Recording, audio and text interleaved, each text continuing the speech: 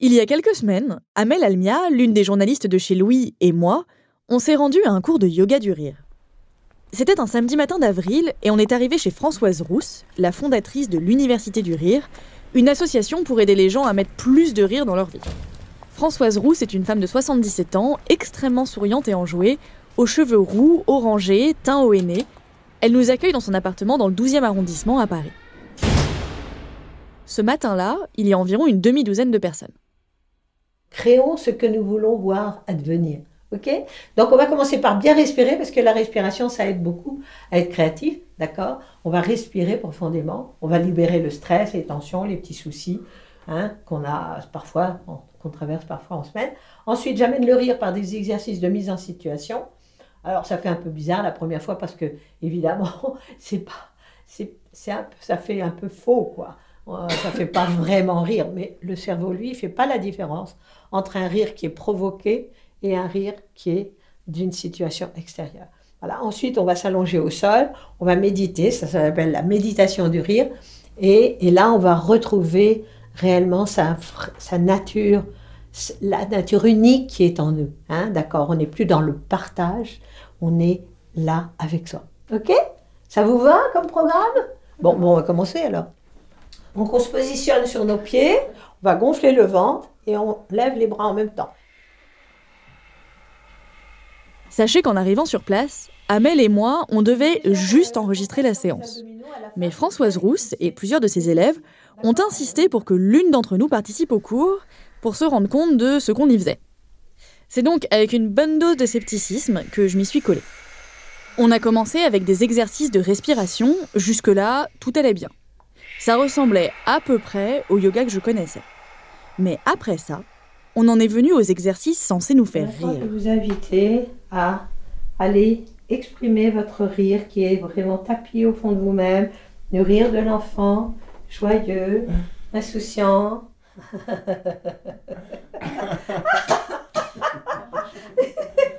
Lâchez tout, hein. Allez, lâchez.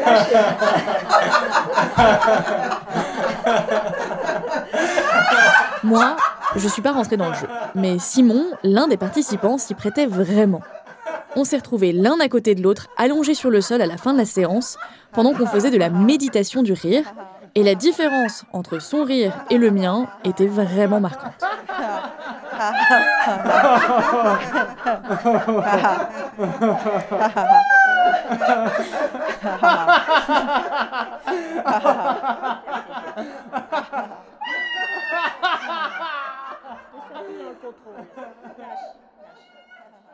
À la fin de la séance, nous avons donc demandé à Simon comment il se sentait.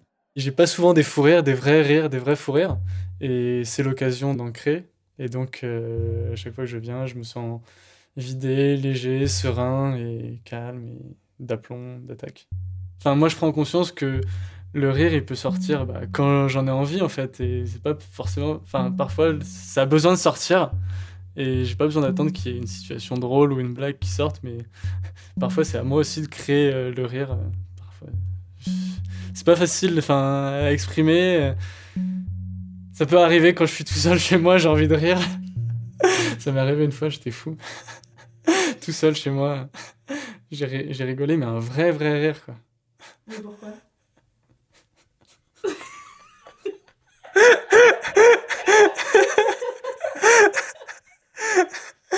Alors, ça va sembler absurde comme ça, mais je regardais de ma fenêtre... Enfin, mon père, il habite dans le 20e, et du coup, il y a une belle vue sur Paris plongeante. Et je ne sais pas pourquoi, je regardais par la fenêtre Paris, et j'avais envie de rire, et c'est le centre Pompidou qui m'a fait rire, en fait. De le voir posé là, comme ça, au milieu de Paris, avec ses couleurs bleues, ses formes... Comme ça dénotait, je trouvais ça tellement... comme si c'était une blague, et ça m'a fait rire pendant plusieurs minutes. Parmi les participantes, il y avait aussi Zaya, une femme d'une 60aine d'années qui testait le yoga du rire pour la 2e fois. Eh bien, je ne savais pas trop où est-ce que ça allait nous amener. Voilà, mais j'ai joué le jeu, j'ai suivi les indications données. Voilà, et je suis rentrée dedans, et ça m'a fait du bien. Je me suis sentie vraiment bien à la fin de la séance. J'étais détendue, j'ai senti que je touchais des choses profondes en moi. Et puis, il y avait aussi tout l'esprit dans lequel elle le fait, Françoise. Tout l'esprit en termes de ses commentaires, l'état d'esprit dans lequel elle le fait. C'est pas rire pour rire, c'est rire pour arriver à un épanouissement de soi, quelque chose, voilà, atteindre un état d'être qui est vraiment soi. Voilà. Et ça accompagne, parce que quand on dit le yoga du rire, je veux dire, c'est pas seulement aller rire pour rire, quoi. C'est plus important que ça, pour moi en tout cas. Moi, c'est comme ça que je l'ai vécu. Contrairement à Simon et Zaya, moi, le yoga du rire, ça ne m'a pas rendue plus sereine, ni donné l'occasion d'avoir un bon fou rire. Je suis restée insensible aux exercices, pour ne pas dire un peu gênée par tout le dispositif. Bref, ça n'a pas marché. Eh ben, notre amie, elle avait aussi du mal, là. Celle qu'on nommera pas. L'ami là-bas, c'est moi, le Voldemort du yoga du rire. Ah oui, c'est difficile de lâcher. Bien sûr. C'est tout un acquis depuis l'enfance. L'éducation, c'est pas évident. C'est juste aussi progressivement, quand on se laisse aller à lâcher le masque, parce qu'en réalité, on se crée des masques tous. Et donc, la première fois, c'est vrai que quand on rit de cette façon-là, ça paraît bizarre, quoi. Ça paraît un peu pas naturel, pas vrai. Alors pourquoi est-ce que moi, j'ai pas réussi à rire pendant ce cours de yoga ? Pourquoi j'ai pas réussi à rentrer dans le truc et décocher des flèches de rire avec les autres ? Qu'est-ce qui fait que parfois, on se retrouve seul dans une pièce où tout le monde rigole et qu'on se demande pourquoi ? Je m'appelle Adélie Pojman-Pontet, bienvenue dans Émotion.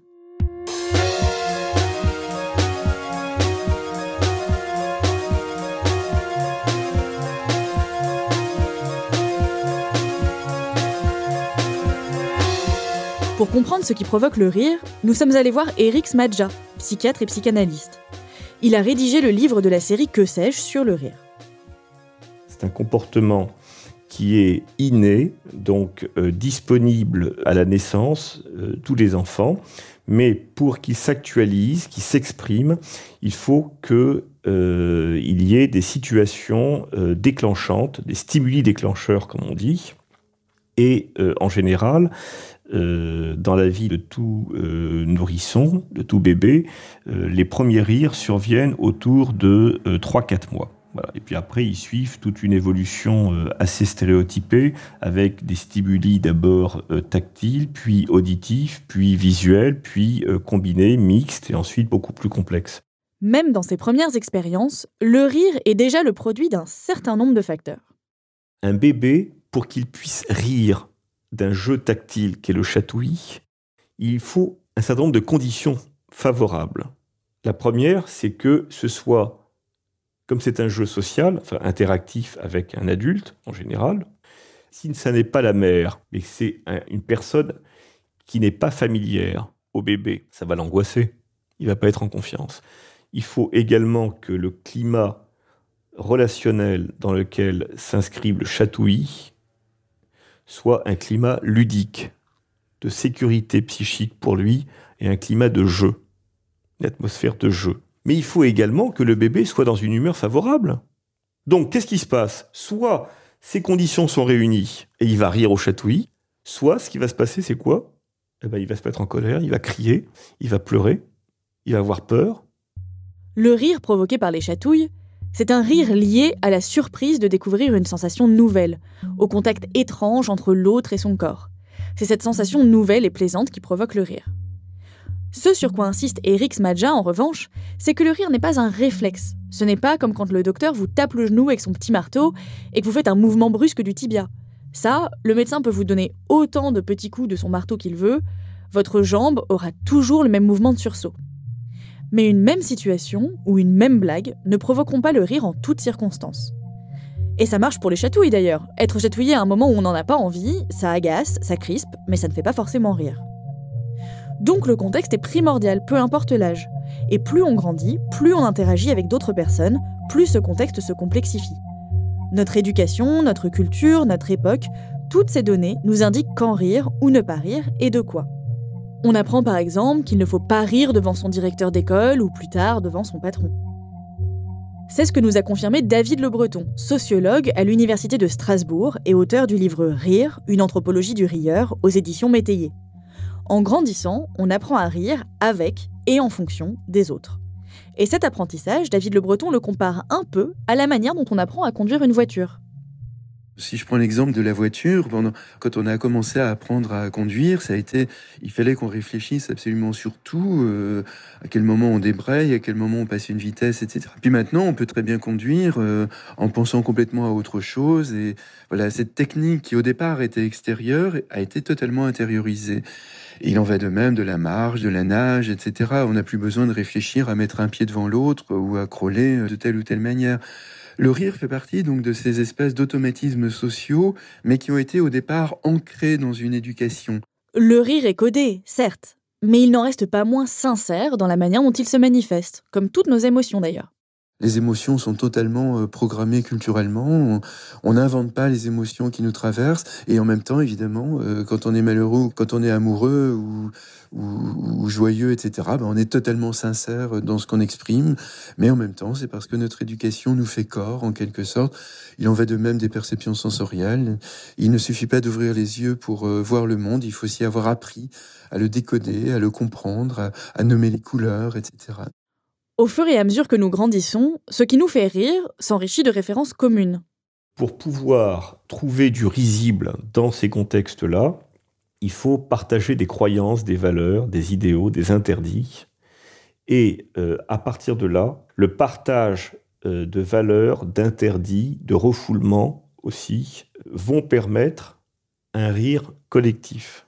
C'est-à-dire que pour que l'un puisse faire rire les autres, il faut qu'il y ait une culture commune. Quand on n'a pas ces référents communs, on a du mal à comprendre ce qui est drôle dans une situation. Je parle notamment de cette association italienne de clowns humanitaires qui va en Afghanistan et est convaincue de l'universalité du rire. Et donc ces hommes commencent à se mettre leur nez rouge et puis commencent à faire des grimaces et à dire des choses, à avoir des comportements un peu insolites dans les rues. Et ils sont sidérés parce qu'ils ne provoquent absolument aucun rire. Mais simplement l'étonnement, les Afghans qui passent par là se disent qu'est-ce que c'est que cette histoire, qu'est-ce qu'ils font là. Pour eux, il n'y a rien du tout de risible. Et l'astuce très fine d'ailleurs de l'un des responsables de cette association, ça va être de demander à ces Afghans quels sont les humoristes qui sont les plus réputés dans votre pays. Et à ce moment-là, avant d'entamer leur performance, ces hommes et ces femmes crient dans la rue le nom des humoristes. Ce qui, évidemment, là, par contre, il y a une résonance immédiate, et puis ils vont, en effet, provoquer le rire. Il y a cet autre exemple également d'une femme clown qui prend un bébé afghan très malade des bras de sa mère, et puis qui lui fait des grimaces, etc. Et la clown s'étonne que la mère reste sidérée dans l'incompréhension de ce qui se passe. Et en effet, comment peut-on imaginer que pour cette femme afghane, ça ait du sens d'avoir tout d'un coup une femme devant elle avec un nez rouge qui fait des grimaces avec son gamin? Elle ne parle absolument pas la langue, elle ne comprend absolument pas ce qui se passe. Dans ces deux exemples, le clown, tel qu'on le connaît en Occident avec son nez rouge, son visage peinturluré et sa perruque de couleur vive, n'évoque rien au public afghan. Il ne s'intègre pas à l'imaginaire d'une personne occidentale, celui du cirque, du gag, du divertissement pour enfants. Il est juste bizarre et incongru. En prononçant le nom d'humoriste afghan avant le début du spectacle, les membres de cette association créaient la référence commune avec le public, qui permet ensuite au rire d'émerger. Le nom d'humoriste connu en Afghanistan permet d'office de catégoriser le registre du spectacle qui va se dérouler. Pour rire, il faut donc être en phase avec le groupe avec lequel on veut rire. Il faut pouvoir s'insérer dans le système, en maîtriser les codes et les références. Si je n'ai pas ri pendant ce fameux cours de yoga du rire chez Françoise Rousse, c'est peut-être parce qu'à ce moment-là, je ne comprenais pas où tous ces exercices pouvaient bien me mener. J'avais du mal à comprendre les codes du cours. Bon, si vous avez écouté l'épisode d'émotion sur l'amitié, dans lequel je racontais que j'avais du mal à en décoder les signes et que je me retrouvais à faire de manière un peu gauche des déclarations à mes copains, vous savez peut-être déjà que je ne suis pas la personne la plus consciente des codes sociaux. Être en décalage par rapport aux références d'un groupe, ne pas être en possession des codes, ça arrive aussi quand on se retrouve dans un pays qui n'est pas le sien. Quand on déménage à l'étranger, les règles sociales changent et on peut se retrouver facilement seul face à tout un tas de gens qui trouvent une phrase ou une situation hilarante et à laquelle vous ne comprenez rien. C'est une situation qu'Ingrid connaît bien Ingrid a 27 ans, elle est norvégienne, et ça fait 2 ans qu'elle habite en France, où elle est venue faire ses études et où elle travaille aujourd'hui. Et je pense qu'il y a beaucoup de personnes qui partent à l'étranger qui se sentent un peu moins drôles qu'ils le sont chez eux. Et pour moi, ça a toujours été le cas. Enfin, moi, j'ai toujours dit à mes amis qui sont français, souvent, genre, mais vous me connaissez pas en norvégien, je suis beaucoup plus drôle, je rigole beaucoup plus, je fais plein de blagues. Et c'est vrai qu'en français, je fais peu de blagues. Ingrid raconte que savoir quand et de quoi rire, comprendre ce qui fait rire, c'est l'étape ultime de son apprentissage de la langue et de la culture française. Quand tu craques le code de l'humour d'une langue, t'es vraiment dedans. Et ça prend du temps. Ingrid a dû apprendre à comprendre les références qui suscitaient le rire. Elle dit par exemple qu'une des émissions de télé les plus difficiles à comprendre pour elle, c'est Burger Quiz.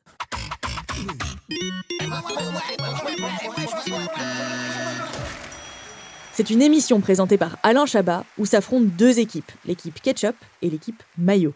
Et dans chaque équipe, il y a 2 stars françaises ou francophones et quelqu'un d'inconnu comme vous et moi. C'est comme si vous vous retrouviez à répondre à des questions complètement loufoques avec Marina Foïs comme coéquipière et avec en face de vous, Jamel Debbouze.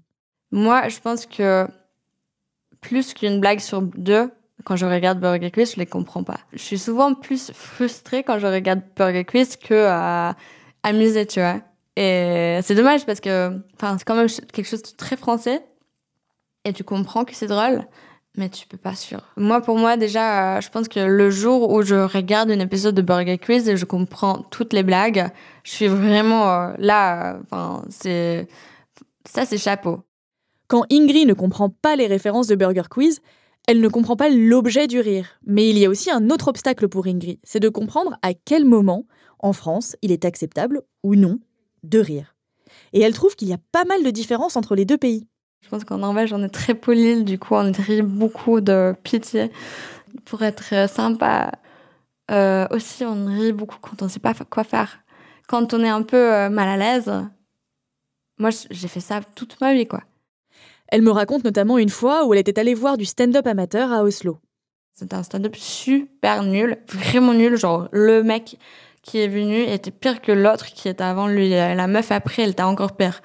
Et je rigolais tout le temps parce que j'étais tellement désolée pour eux. Ils étaient là sur scène et c'était vraiment pas drôle. Ils étaient juste là, mec, faut juste que tu te casses. L'humour, c'est vraiment pas ton truc. S'il te plaît, genre, pars de cette scène. Mais tu rigoles parce que t'as peur qu'il va rentrer et se sentir nul, tu vois, après. Et t'étais pas la seule à rire, du coup. Le reste de la salle riait aussi? Ouais. Et j'espère qu'il riait parce que c'était de pitié, parce que c'était vraiment pas drôle. Et si c'est pas le cas, c'est quand même sûr qu'on rigole plus en Norvège peut-être qu'en France. C'est quelque chose qu'elle a aussi remarqué dans ses relations personnelles, notamment avec son copain qui est français. Dans leur relation, elle est souvent confrontée à des moments où le rire n'est pas partagé. Déjà, ça, je trouvais un peu dur au début aussi. Quand je sortais avec mon copain, ça fait plus qu'1 an qu'on sort ensemble. Au début, quand on commençait à sortir ensemble, je trouvais qu'il rigolait pas assez de mes blagues. Mais vraiment, genre, j'étais là, genre, mais si t'es intéressé par moi, tu comprends bien que je suis étrangère, que j'essaye de ouf avec cette langue, ce qui est très dur. Le français, c'est tellement dur à apprendre. Et je là, genre, mais pourquoi il rirait pas? Moi, je l'aurais fait pour lui, tu vois. Quand il fait des blagues nulles en anglais, moi, je rigole. Et du coup, j'étais un peu... j'étais pas fâchée, mais j'étais un peu confuse. Je savais pas trop pourquoi. Et c'est effectivement là où j'ai commencé à penser que peut-être, en fait, c'est plus compliqué d'avoir un Français qui rigole de tes blagues parce qu'il va pas le faire de pitié. Ingrid trouve qu'on rit plus pour mettre les gens à l'aise dans la culture norvégienne. Il y a quelque chose de gentil quand tu ris. Et du coup... ça donne de l'espace pour l'autre personne de s'y sourire ou de se détendre. L'autre personne sent que t'es pas dangereuse, que t'as des bonnes intentions. Moi, je trouve que ça m'aide beaucoup partout, en fait. On t'a appris que c'était important de rire pour mettre les autres à l'aise, mais du coup, c'est réussir à trouver le juste milieu pour pas que la personne ait l'impression que tu te moques d'elle. Oui, et je pense que peut-être ça serait plus aperçu comme ça en France qu'en Norvège, je pense. Je pense qu'on est très direct en Norvège. Moi, j'essaie de pas être si directe en France qu'en Norvège parce que je dis souvent exactement ce que je pense et j'exprime souvent exactement ce que je pense aussi avec mon corps, avec mon visage. Et je suis très directe comme personne parce qu'on est un peu comme ça en Norvège. Et dans des situations de travail, par exemple, j'ai pas eu des situations où ça a été très dur, pas du tout, mais je me suis rendu compte très lentement, je pense que j'étais un peu lente avec ça, que les Français ne le sont pas de la même manière. Et je pense que peut-être vous vous méfiez un peu plus que nous. Ce que le partage de références sociales et culturelles permet, c'est de s'identifier à l'autre. Lorsqu'on rit d'une même chose, ou lorsqu'on fait rire quelqu'un, c'est parce qu'on reconnaît ensemble ce qu'il y a de commun entre nous. On reconnaît par exemple la drôlerie d'un jeu de mots parce qu'on voit bien l'image incongrue qu'il fait naître. Si vous demandez à quelqu'un comment il va et qu'il vous répond « Ça va, Imhotep », vous pourrez rire ensemble d'avoir tous les deux vu Astérix et Obélix Mission Cléopâtre et d'avoir partagé, peut-être à la même époque, une référence culturelle. Parce que pour pouvoir rire, il faut pouvoir s'identifier à celui qui fait rire et considérer le thème comme risible. Être capable de s'identifier aux autres, c'est aussi quelque chose qui, comme l'apprentissage des codes sociaux et de la culture, apparaît en grandissant. C'est ce qu'on appelle en psychologie la théorie de l'esprit. La théorie de l'esprit, c'est une aptitude cognitive qui permet de se représenter l'état mental de quelqu'un d'autre. C'est être capable de se projeter dans la tête d'autrui pour imaginer sa réalité. Cela peut être son état émotionnel, par exemple, voir quelqu'un pleurer et se dire « Ah, si cette personne pleure, c'est qu'elle est probablement triste », comme sa connaissance de la réalité. Pour comprendre, il y a eu une expérience menée en 1983 par 2 chercheurs de l'université de Salzbourg en Autriche qui est assez parlante. Les 2 chercheurs en question, Heinz Wimmer et Joseph Perner, cherchaient à comprendre vers quel âge les enfants développent cette fameuse théorie de l'esprit. Dans l'une des expériences, ils montrent à un enfant une boîte de Smarties et ils lui demandent ce qu'elle peut bien contenir. Logiquement, les enfants répondent « des Smarties ». Là, les chercheurs ouvrent la boîte et, pas de bol, la boîte contient un stylo. Les chercheurs disent ensuite à l'enfant qui est dans la pièce « Imagine qu'un autre enfant vienne, qu'on lui montre la même boîte de Smarties. Qu'est-ce que tu crois qu'il imaginera trouver dans cette boîte ?» Avant 5 ans, les enfants répondent « un stylo ». Parce que eux, ils savent qu'il y a un stylo dedans. Ils ne transposent pas leur expérience de devinette et le fait qu'ils avaient cru à des Smarties eux-mêmes sur le prochain enfant. Pour concevoir qu'une autre personne ne soit pas en possession des mêmes connaissances face à une situation donnée, il faut être capable d'imaginer l'état mental de l'autre et pouvoir se dire « Contrairement à moi, cet enfant n'a pas vu le contenu de la boîte, donc il ne peut pas savoir que la boîte contient autre chose que des Smarties. » Réussir à projeter ce que l'autre peut penser en fonction de ses connaissances, de son état émotionnel et des circonstances, c'est ça la théorie de l'esprit. Et c'est généralement quelque chose que les enfants développent vers 5 ans. Et donc, rire avec quelqu'un, c'est trouver le risible commun entre une personne et moi. C'est être capable de se représenter l'état mental de l'autre. Déjà, à minima, c'est lire l'humeur de la personne en face. Si cette personne est triste ou fatiguée, elle sera probablement moins encline à rire. C'est aussi trouver les références communes qui permettent de partager l'objet du rire. Par exemple, si je veux faire rire ma grand-mère de 90 ans, je vais éviter de placer dans la conversation le fameux « Non mais allô quoi, t'es une fille, t'as pas de shampoing, allô ?» Ma grand-mère ne connaît pas l'existence de Nabila, ni celle des anges de la télé-réalité. Elle ne saisira pas la référence et il y a de fortes chances pour qu'elle me dise que le shampoing, il est dans l'armoire, dans la salle de bain. Sauf que certaines personnes, en grandissant, ne développent pas de théorie de l'esprit. Dans l'autisme, on considère qu'il y a un manque de théorie de l'esprit. Ça, c'est Tamara Guénoun. Elle est psychologue clinicienne auprès d'enfants et d'adolescents avec autisme et maître de conférences à Lyon 2. Ce manque de théorie de l'esprit chez les personnes autistes, ça implique par exemple qu'elles ont du mal à lire les intentions des autres. Ça se combine également avec une difficulté à comprendre ce qui est implicite, donc tous les codes sociaux. Toutes ces règles qui structurent de manière invisible nos interactions les uns avec les autres. Donc les personnes avec autisme, même si elles viennent du même pays que vous, n'ont pas accès à tous ces codes qui permettent au rire d'émerger. Le rire étant en fait conventionné socialement, en partie, il leur manque là une grille de compréhension des choses pour pouvoir rire avec les autres des situations habituellement drôles. Ne pas réussir à lire les intentions des autres, ni les codes sociaux, Ça veut dire en pratique ne pas réussir à identifier le ton, le regard, le contexte dans lequel une phrase est dite.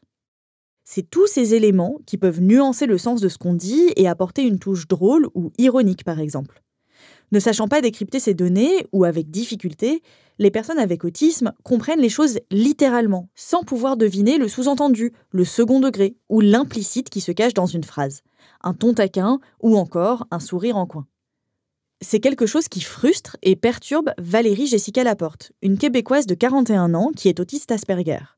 L'autisme dit Asperger, du nom du scientifique qui l'a identifié, c'est une forme particulière d'autisme où les capacités intellectuelles sont préservées. J'étais vraiment malheureuse enfant. J'étais pas un enfant qui riait. Du tout. Et quand j'étais petite, j'arrivais jamais à déterminer quand les gens faisaient des blagues ou non. Alors, j'étais beaucoup sur la défensive parce qu'on riait beaucoup de moi par rapport au fait que je savais pas si on blaguait ou non.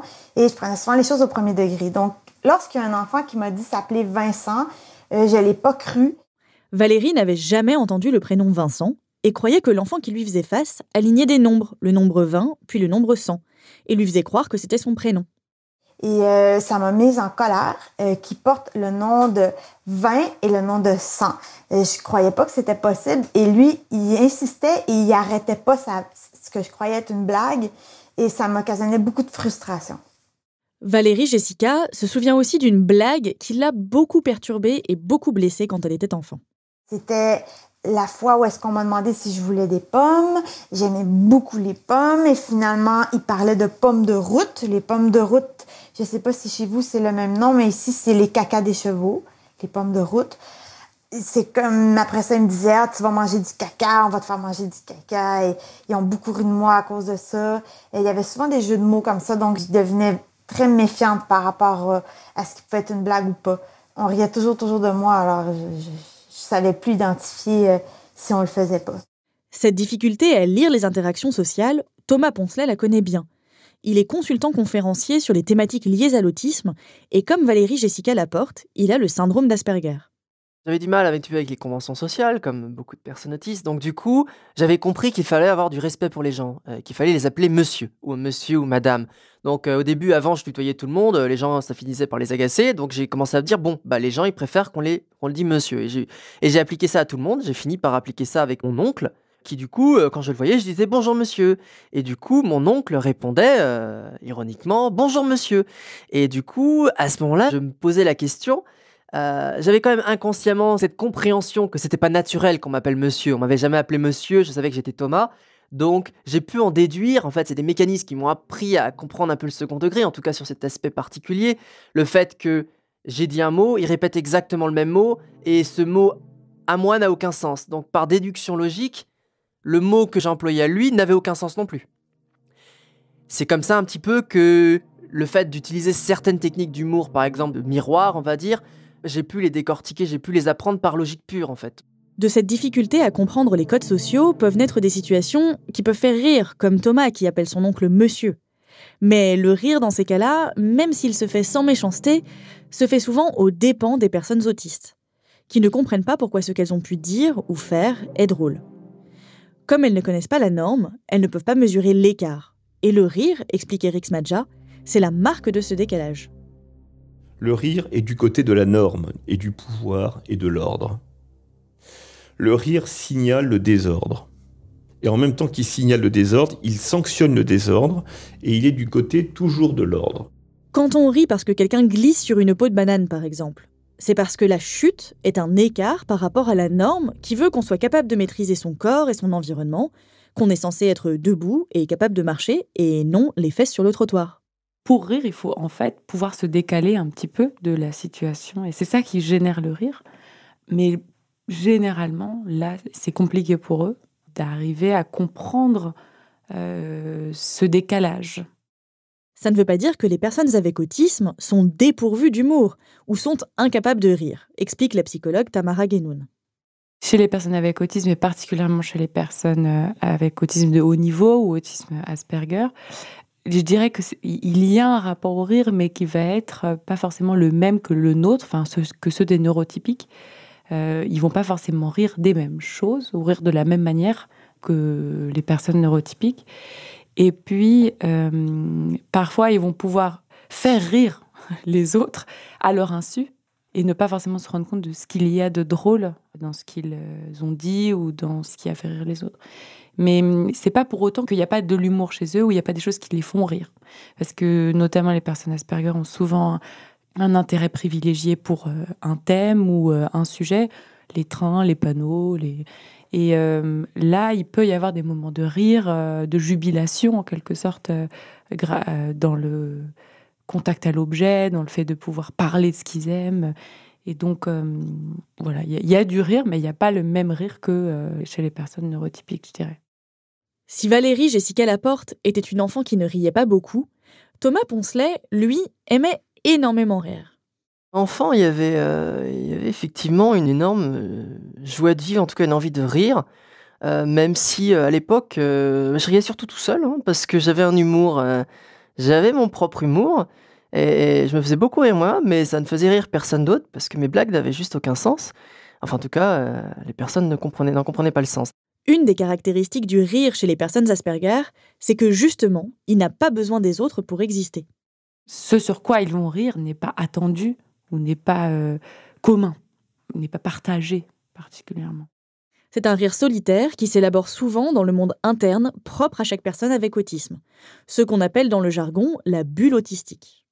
Et je sais que ça faisait un peu fuir les gens, je sais qu'il y avait une distance qui se mettait, il y avait juste un malaise, je pense pas que les gens fondamentalement se disaient il rigole pour rien, c'est bizarre, je vais l'éviter. Je pense que ça se faisait naturellement, ils voyaient ce petit sourire en coin, ils se disaient à quoi il pense, pourquoi il rigole, est-ce que la situation est gênante, est-ce que j'ai fait quelque chose, est-ce qu'il rigole parce qu'il est juste peut-être stupide, peut-être que les gens vont juste penser ça, et en fait tout ça va se mélanger inconsciemment je pense dans leur tête, au point juste d'avoir une conclusion finale qui va être la seule chose qui va ressortir pour eux et juste je l'évite. Mais il a dû se passer plein de choses inconscientes qui disaient juste il sourit à un moment où il a envie de rire, à un moment qui ne porte pas la situation du rire en fait, qui n'est pas un moment où vous êtes censé rire. Et il faut avoir, comme je disais, des raisons de rire en fait. C'est pour ça que ça a pu être difficile pour Thomas Poncelet d'expliquer aux personnes autour de lui ce qui le faisait rire. Je pense qu'effectivement, moi je faisais des blagues très très basiques que j'avais lues enfant et qui continuent à me faire rire. Genre, c'est le volcan qui dit à sa voisine la montagne « Excusez-moi, ça ne vous dérangerait pas que je fume ?» Et je sais pas pourquoi, voilà, moi personnellement, ça me faisait beaucoup rire. Cette blague en particulier, ça vous faisait beaucoup rire ? Oui, alors maintenant ça ne me fait plus rire, mais je saurais pas dire si ça ne me fait plus rire parce que j'ai appris que c'était une blague qui fondamentalement était considérée comme pas drôle ou si juste j'ai grandi, je saurais pas faire la différence. Et ça a même pu le mettre dans des situations délicates. Je me rappelle que j'ai eu un souci, un moment, tiens, c'était pas enfant, c'était plutôt adolescent où j'ai commencé à... Ça m'a remis beaucoup en perspective un petit peu l'idée du rire tout seul, c'est que j'ai ri tout seul dans la rue parce que j'avais envie de rire, parce que j'avais pensé à une blague, à quelque chose de rigolo. Il se trouve que une fille pas loin avait trébuché et il y avait son copain très baraqué à côté. Je pense que la personne a dû croire qu'il y avait une concordance alors que moi j'étais juste dans mon monde en train de rire sur mon propre truc. Donc j'ai essuyé un petit peu le garçon qui un petit peu m'a poursuivi quelque temps, à distance, il s'est pas approché, hein, mais à travers la rue, parce que j'étais de l'autre côté de la rue, et me disait « Non mais toi, qu'est-ce qui te prend là, d'où tu rigoles, tu trouves ça drôle, fais gaffe à toi, retourne-toi et je te casse la gueule ». Donc vraiment, il y avait eu cette dimension qui m'a un petit peu, je pense, calmé sur le rire, dans le sens où quand vous riez, en fait, on va forcément associer le rire à une situation, à une explication. Donc on va associer ça à la chose la plus directe, la plus immédiate. Donc du coup, il y a cette dimension-là, je pense, cette expérience que j'ai eue vers 14 ans, je crois. Depuis son adolescence, Thomas Poncelet a donc entrepris de décortiquer ce qui faisait rire les gens. Mais j'ai pris plaisir véritablement en fait à trouver des raisons pour lesquelles je riais. Hein. J'ai pas fait ça histoire de faire ça. Il y a eu un plaisir à trouver les mécaniques parce que partager, ça fait plaisir aussi de pas être le seul à rire à une situation. Et donc cette adaptation en fait qui est venue de manière un peu violente comme je vous le dis, d'ailleurs je me rends compte juste maintenant en parlant, elle m'a fait apprendre à partager ce rire, en tout cas avoir envie de le vivre avec d'autres personnes, d'étudier un peu les mécaniques pour m'en servir un peu comme outil d'ailleurs, à la fois pour rire, à la fois pour sensibiliser. Et véritablement, ça a été un vrai plaisir de travailler là-dessus. Je me suis peut-être senti obligé au début, après j'y ai pris plaisir. Il a repéré des tournures et a appris à identifier des phrases et des remarques, par exemple, qui faisaient rire les gens pour pouvoir ensuite les réutiliser. Vous connaissez plus ou moins un fragment de blague et vous retrouvez une situation où vous pouvez sortir cette blague. Il y a toujours moyen de faire certaines choses dessus, quoi. Par exemple, moi, il y a une blague voilà, qui m'avait fait beaucoup, enfin, sur laquelle j'avais un petit peu travaillé, qui m'avait fait beaucoup rire. C'était de dire, par exemple, que comment on peut comparer l'humain à un animal. Les animaux ne pensent qu'à coucher, dormir et manger. Et puis après, ils disent, ah oui, enfin, bon, en fait, non, laissez tomber, j'ai rien dit. Qui est un peu de rappeler qu'en fait l'humain n'est pas si différent. Et il y a toujours moyen d'adapter un petit peu cette blague par rapport à quelqu'un qui vous dit « Ah ben c'est un peu un animal ce gars-là » et puis vous pouvez ressortir quelque chose qui ressemble un peu à ça. Donc il y a toujours moyen d'adapter un petit peu certaines choses qui marchent et les remettre dans le contexte, parce que le contexte est très très important dans le rire.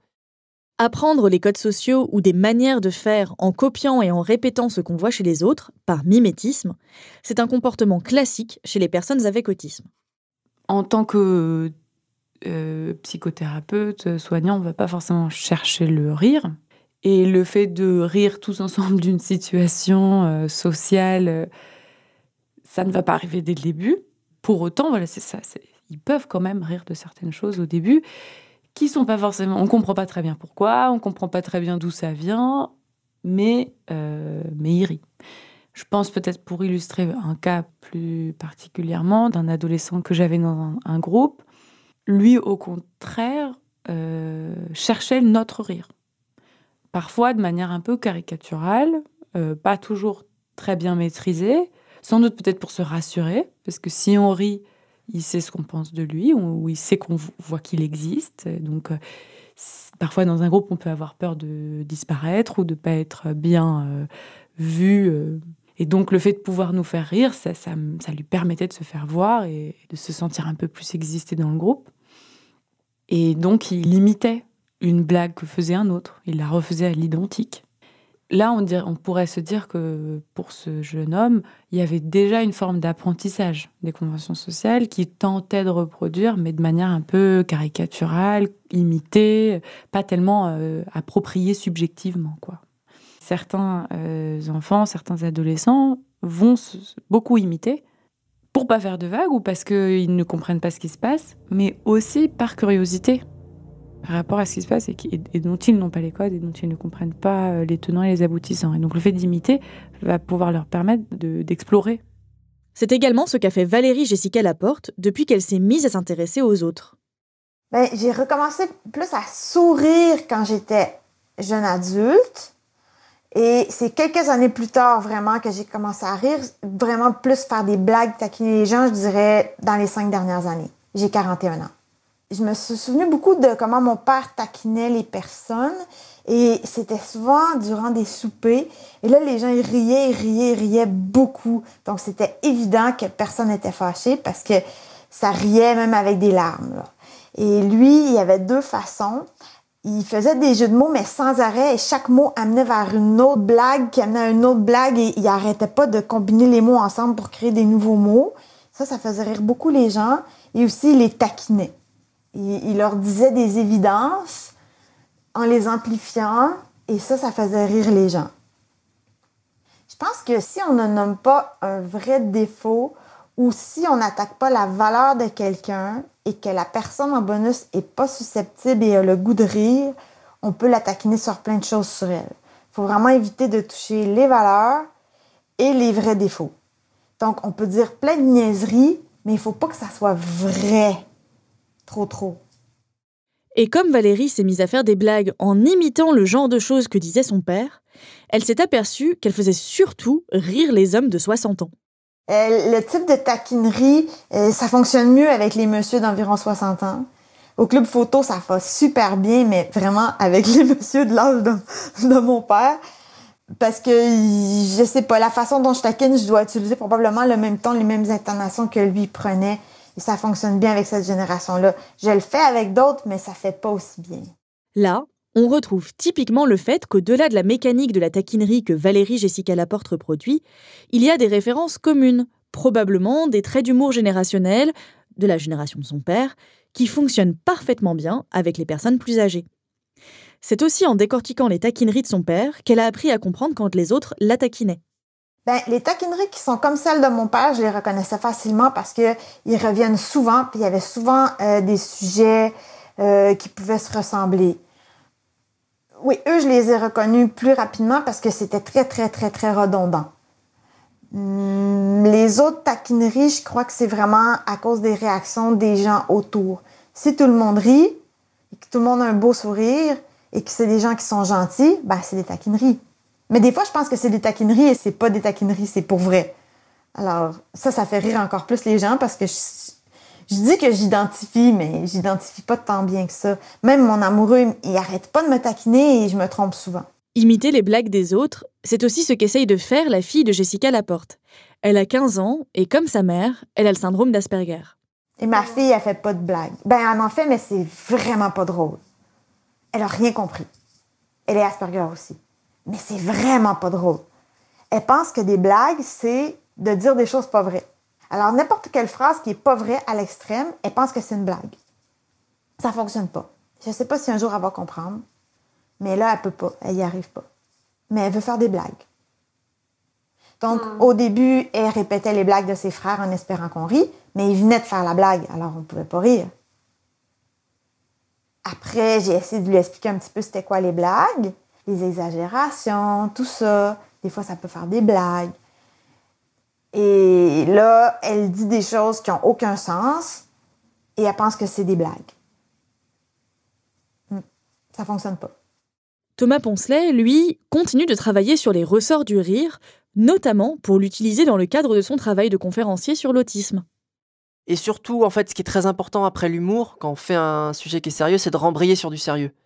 Donc, c'est-à-dire de pouvoir, en fait, suite à une blague qui a fait mouche, pouvoir embrayer sur du sérieux pour que il puisse à la fois avoir rigolé et donc être plus attentif à ce que vous allez dire, et après pouvoir aborder des points en leur disant ouais c'est drôle, voilà, et puis il y a ça aussi, et pouvoir un petit peu, vous voyez, mêler un peu les deux pour que les personnes vont associer le rire à un apprentissage inconsciemment sur la sensibilisation qu'ils ont faite, et du coup ça va donner plus de valeur à la sensibilisation. Il essaye de trouver les mots justes pour que ces blagues fassent mouche sur son auditoire.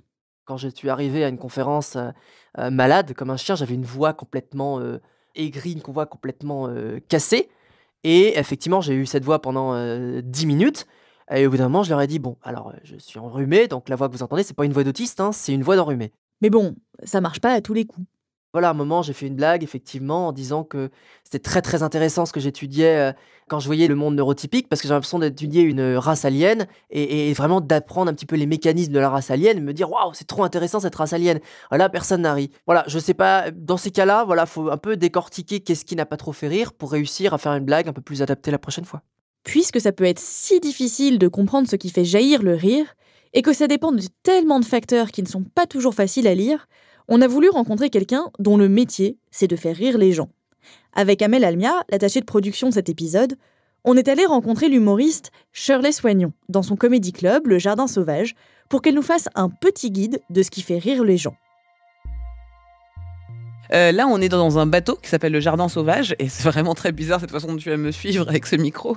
Il faut savoir qu'il y a quelqu'un qui tient le micro et qui, dès que je bouge, se rapproche de moi. Vraiment, laissez-moi avec ce micro. Ah, pardon, oh là, ouais. Hop là. C'est dommage que vous voyez pas ça. Et que vous voyez pas non plus le jardin sauvage où on est actuellement. Et on est dans un décor un peu de salon, un peu un squat d'humoriste où il y a un bureau, un peu de détective, des canapés, des coussins en wax. Un mélange de plein d'influences qui viennent un peu de mon grenier, hein. C'est des décoratrices cinéma qui l'ont fait. On est parti vraiment d'inspiration d'objets, partant d'objets de chez moi, comme Monsieur Patate, comme un vieux téléphone, le Ghetto Blaster, des livres que je lis pas, du coup je les ai collés sur le décor. Super Nintendo, tout ça c'est à moi.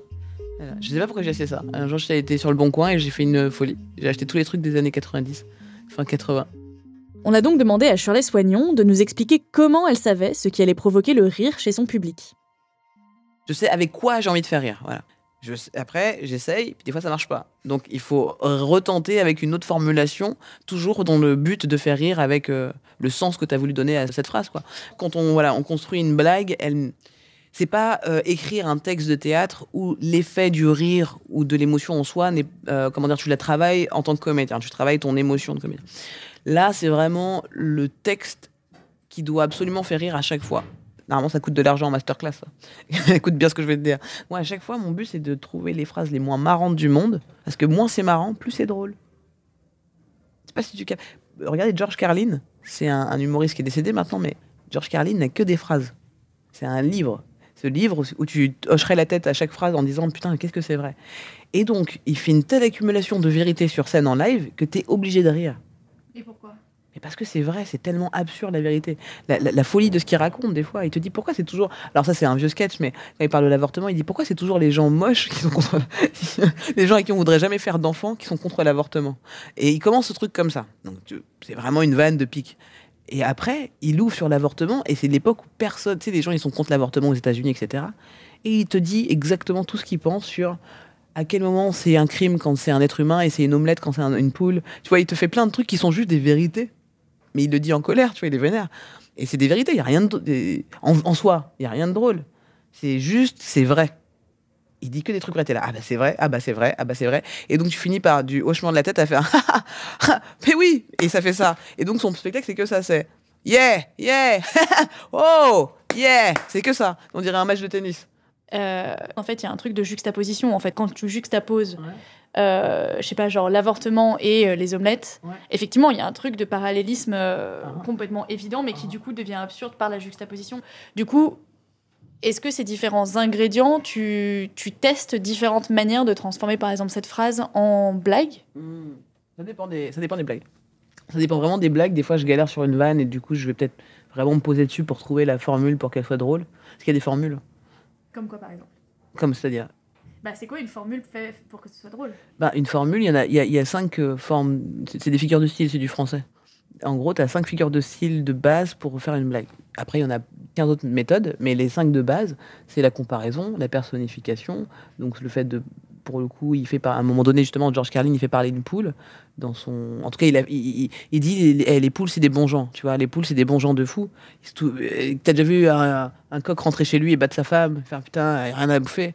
Tu vois, non. Nous, on est des connards. Et donc, c'est vrai, c'est des vérités. C'est tellement vrai. Ça dépend aussi du. Donc, il y a le flow qui peut jouer dans cette phrase-là. Mais on va revenir à la question plutôt. Ouais, dans les figures de style. Ouais, les figures de style, donc la comparaison, la personnification. La celle de base, c'est le renversement. C'est vraiment de base. C'est-à-dire. Putain, il fait tellement beau aujourd'hui que j'ai envie de me foutre en l'air. C'est un renversement. C'est vraiment la blague de base. Ouais, c'est genre tu donnes un contexte et tu chutes sur genre le contraire de ce qu'on attend. Ouais, c'est ça. Et toutes les vannes, c'est ça en fait. C'est faire des feintes. C'est pour ça que moi j'ai fait du basket avant de faire de l'humour, je fais du basket et pour moi c'est la même chose. Tu fais une feinte, tu vas à l'autre côté, tu crossover, tu crosses le public, tu vois. Et c'est comme ça que nous les humoristes, on arrive à rire à des humoristes. C'est quand on n'arrive pas à avoir la figure arriver. Tu vois. Bah, la figure de style, on peut l'avoir arrivée. Okay. Quand quelqu'un va te parler d'un chien, on se dit il va faire une personnification dans 5, 4. Ok, donc du coup, on en avait 3. Renversement. Ouais. On était à renversement. Oui, pardon. Non, vous êtes à fond dedans. Donc, personnification, comparaison, renversement, règle de 3. Règle de 3, c'est quoi? Règle de 3, c'est énumération de 3 choses. On le fait tous de façon naturelle. C'est une vieille musicalité d'humour. Maintenant, on fait beaucoup plus de règles de 5 parce que personne s'y attend. Mais une règle de 3, c'est donc...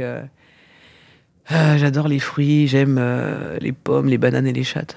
J'en ai pas des bonnes, là, je suis désolée. Il fallait me prendre au matin. Et la 5e, du coup, c'était quoi? Alors attends, je sais plus parce qu'on n'arrête pas de le refaire et du coup, j'ai pas l'impression d'avoir. On peut pas l'écrire comme ça, on est sûr. On l'a fait. Putain, personnification. Ouais. Ouais. Règle de 3. Ah, je l'ai pas dit. Alors c'est quoi? Que j'oublie. Attends. Comparaison, règle de 3. Renversement, personnification. Putain, j'ai le cerveau cramé. Renversement. Attends, il doit être personnification. Il doit être là dans. Attends. On repasse à quelque chose, ça va revenir. Ok. Sinon, je vais clébo comme ça. Non, bah, parce que du coup, j'ai une autre question aussi. Ça m'énerve de pas trouver. Attends, je suis en train de. Ça va très bien. Vas-y. Non, parce que là, je sens que ça est en train de m'échapper, vraiment. T'es là. Ça fait renversement, règle de 3, personnification, règle de 3, personnification. Je vois que ça. Attends, comparaison. Attends. Vas-y, enchaîne, pardon. Non, mais alors du coup, il y a un truc sur lequel on a beaucoup. Dont on a pas mal dit. Enfin, ce qu'on nous a pas mal dit en interview. Ouais. Sur le fait de. Exagération, ok. C'est parce que je l'aime pas celle-là. En fait, c'est pour ça que je l'utilise jamais. D'accord. L'exagération. Donc j'oublie à chaque fois. Mais tu vois, c'est l'exagération, c'est en gros exagérer un truc qui est. Tu vois. C'est genre la sardine qui me bloque le pas. Bah tu vois, je suis nul. J'ai en train de dire une, il fait tellement beau que, tu vois, mais. Que j'ai envie de me mettre. Il fait tellement chaud que j'ai envie d'enlever ma peau, tu vois. C'est dégueulasse. C'est pas de la blague, mais c'est une exagération aux figures de style français, quoi. Alors si ça vous arrive à vous aussi de ne pas comprendre pourquoi tout le monde rit autour de vous, ou si comme Thomas Poncelet et Valérie Jessica Laporte, vous avez du mal à savoir comment on fait des blagues, vous pouvez faire comme Shirley Soignon et réviser vos cours de français de collège et vos figures de style.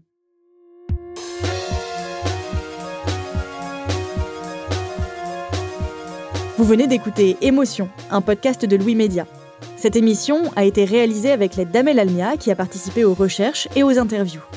Charlotte Pudlowski était à la rédaction en chef. La création sonore a été réalisée par Claire Cahu et Nicolas Vert. L'enregistrement et le mixage sont de Jean-Baptiste Aubonnet et Tristan Mazir. Merci à tous nos interlocuteurs de nous avoir accordé de leur temps. Vous pouvez écouter Émotion sur toutes les applications de podcast, comme iTunes ou Google Podcast par exemple, ainsi que sur YouTube, Spotify et SoundCloud. Nous sommes aussi sur les réseaux sociaux, @Émotion Podcast, émotion avec un S, sur Facebook, Instagram et Twitter. Si vous avez une histoire forte en lien avec une émotion, n'hésitez pas à nous écrire à hello@louismedia.com ou sur Twitter @apjzpty.